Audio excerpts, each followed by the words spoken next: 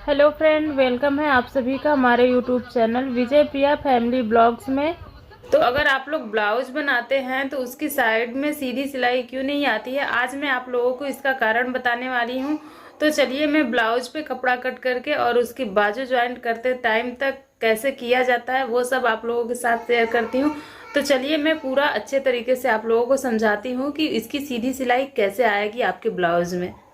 क्या आपके ब्लाउज के भी साइड की ये सीधी सिलाई नहीं आती? साइड की अगर नहीं आती है तो इसका कारण ये होता है, इसमें 2-3 कारण होते हैं जो कि मैं आज आप लोगों को बताऊंगी। फिर उसके बाद आपके यहाँ की जो सिलाई होती है वो बिल्कुल भी सीधी आने लगेगी। तो देखिए, ये मेरी सिली हुई है ब्लाउज, पहले की है, पुरानी ब्लाउज है, पहना चुका है।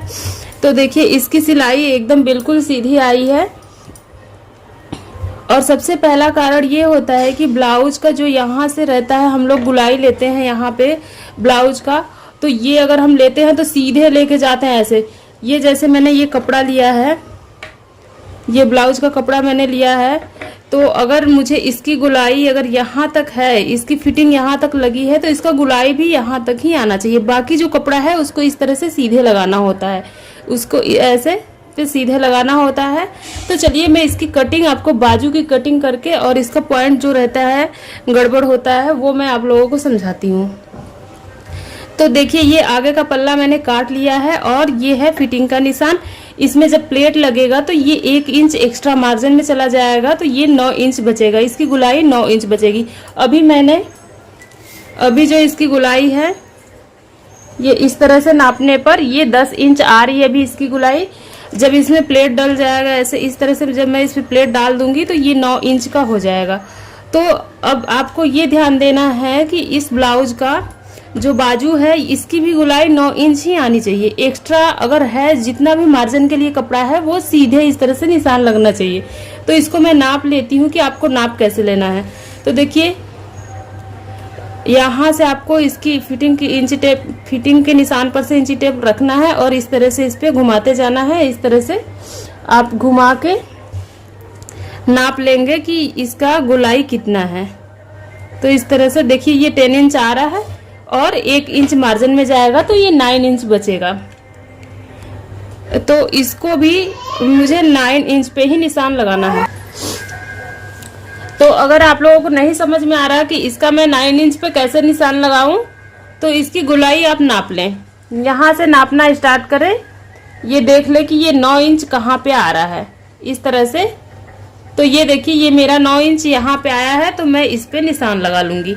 और आपको ये भी ध्यान रखना है कि ये जो नीचे आर्म होल की साइड रहता है, ये आपको कितने इंच रखना है। मैं 2.5 इंच रखती हूँ, 2 इंच रखती हूँ, और जिसका बहुत कम रखना है उसका 1.5 इंच भी रहता है। 3 से 2.5 इंच तक रखना होता है। और लंबी बाजू है तो आप 4, 5, 6 भी रख सकते हैं, जैसा उसका बाजू की लंबाई हो। तो देखिए 9 इंच यहाँ पे आ रहा है, तो मैं इसको ऐसे इस तरह से गुलाई दे देती हूँ। इस तरह से इस पे मैंने गुलाई दिया है और यहाँ तक ये फिटिंग का निशान है। ये जो है ये निशान फिटिंग का है, और इसके बाद जो निशान लगाना है उसको एकदम सीधा रखना है, स्ट्रेट रखना है, इस तरह से सीधी लाइन बना लेनी है। और देखिए तो ये जो निशान मैंने लगाया है सेम ऐसे ही इस पे कटिंग कर लेनी है। और ये भी ध्यान रखना है कि जो आगे की साइड बाजू में रहता है, जो आर्म होल में आगे की साइड आएगा, वो इस तरह से यहाँ से उस पर 1/2 इंच एक्स्ट्रा मार्जिन कट होगा, एक्स्ट्रा कपड़ा कट होगा। नहीं तो ये जो रहता है आर्म होल के पास, वहां पे कपड़ा जो रहता है सिकुड़ जाएगा और फुला हुआ रहेगा, तो वो बिल्कुल अच्छा नहीं लगता। तो देखिए ये जो इसकी कटिंग है, इसको मैं अभी नहीं कट करूंगी, जब बाजू ज्वाइंट करूंगी तब कट करूंगी। वरना अगर थोड़ी सी भी दिक्कत होती है तो बाजू अगर आप उल्टा जोड़ देते हैं तो उसे पूरा उधेड़ना पड़ता है।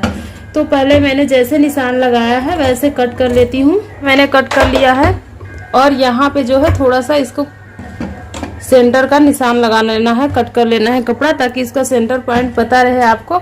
और इस दोनों ब्लाउज के बाजू को मैं अलग कर लेती हूँ।